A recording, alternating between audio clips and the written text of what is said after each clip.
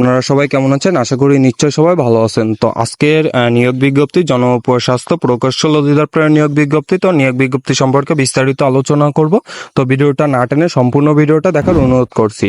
আর যারা এখনো চ্যানেলটি সাবস্ক্রাইব করেন নাই তাদের কাছে অনুরোধ করব চ্যানেলটি সাবস্ক্রাইব করে রাখার জন্য, কেননা এখানে প্রতিনিয়ত সরকারি বেসরকারি জব নিউজ আপডেট দেওয়া হয়। তো এখানে প্রথমেই বলছে যে জনপ্রকৌশল অধিদপ্তরের জনস্বাস্থ্য প্রকৌশল অধিদপ্তরের নিয়োগ বিজ্ঞপ্তি প্রকাশিত হয়েছে 28/1/2025 তারিখে। তো এখানে পদ সংখ্যা বলছে যে 52টি এবং পদে অফিস সহায়ক পদে কিন্তু নিয়োগ দিবে 52 জনকে, ঠিক আছে। তো এখানে বেতন হচ্ছে 20,010 টাকা পর্যন্ত। এখানে 18 থেকে 32 বছর পর্যন্ত কিন্তু আবেদন করতে পারবে।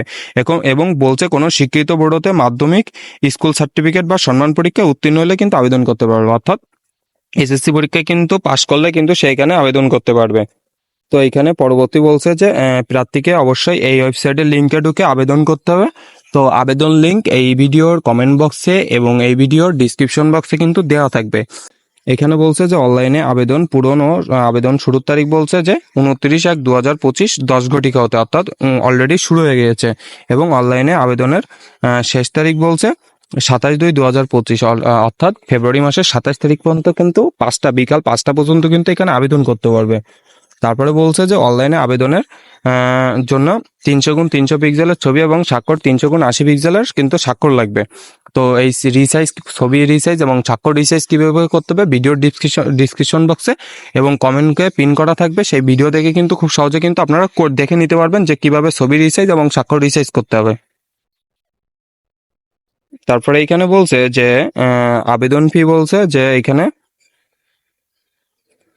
ইউজার আইডি ব্যবহারকারী নিম্নোক্ত পেইড মোবাইল নাম্বারের মাধ্যমে 2টি SMS এর মাধ্যমে কিন্তু ফি প্রদান করতে হবে।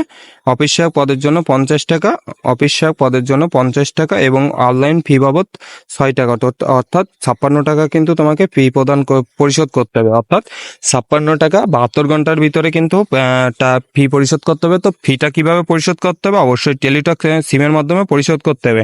তো অবশ্যই আপনার টেলিটক সিম ব্যবহার করে কিন্তু আবেদনটা সম্পূর্ণ করতে হবে। তো এইখানে টেলিটক সিমের মাধ্যমে টাকা পরিশোধ কিভাবে করতে হবে? টেলিটক সিম আপনার মেসেজ অপশনে যে প্রথম SMS এ যে লিখতে হবে যে DPHC লিখে স্পেস দিতে হবে, দিয়ে আবেদন করার পরে যে ওই যে লিঙ্ক দেখালাম ওই লিঙ্কে কিন্তু ঢুকে কিন্তু আবেদন করতে হবে।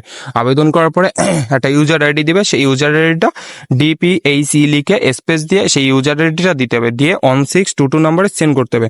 সেন্ড করার পরে এমন একটা SMS আসবে, সেইখানে পিন নাম্বার দিবে এবং টাকা কাটার SMS দিবে যে কয় টাকা আমার এখান থেকে কেটে নিবে, তারা কিন্তু একটা SMS দিবে।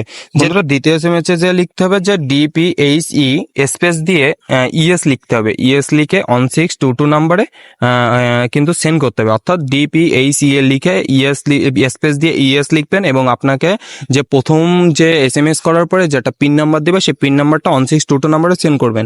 সেন্ড করার পরে এমন একটা SMS দিবে, সেই SMS এ কিন্তু কংগ্রাচুলেশন জানাবে এবং ফি প্রদান করা হয়ে গেছে সেটার কিন্তু একটা SMS দিবে, ঠিক আছে।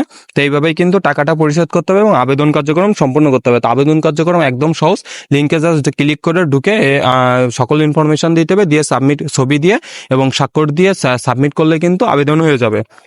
তো এইখানে যদি পিন নাম্বার এবং ইউজার আইডি যদি হারিয়ে যায় তো এখান থেকে উদ্ধার করতে পারবেন, সেগুলো কিন্তু এখানে বলছে, ঠিক আছে। এই যে এখানে কিন্তু বলছে। তো এখানে তেমন কিছু আর জানার নাই। মৌখিক পরীক্ষার জন্য কি কি কাগজপত্র লাগবে সেগুলো বলছে, আপনারা একটু দেখে নেবেন। আমি এইখানে আরো বলছে যে কি কি কাগজপত্র লাগবে একটু দেখে নেবেন। তো দেখে নিয়ে কিন্তু সেই কাগজপত্র নিয়ে কিন্তু আপনি ভর্তি পরীক্ষায় কিন্তু অংশগ্রহণ করবেন। তো ভিডিওটা ছিল এই পর্যন্ত। ভিডিওর কোনো বিষয়ে কোনো কিছু জানার থাকলে অবশ্যই কমেন্ট করে জানাবেন। আর যারা এখনো চ্যানেলটি সাবস্ক্রাইব করে নাই তাদের কাছে অনুরোধ করবো চ্যানেলটি সাবস্ক্রাইব করে রাখার জন্য। তো সবাই ভালো থাকবেন, সুস্থ থাকবেন, দেখা হবে পরবর্তী কোনো ভিডিওতে।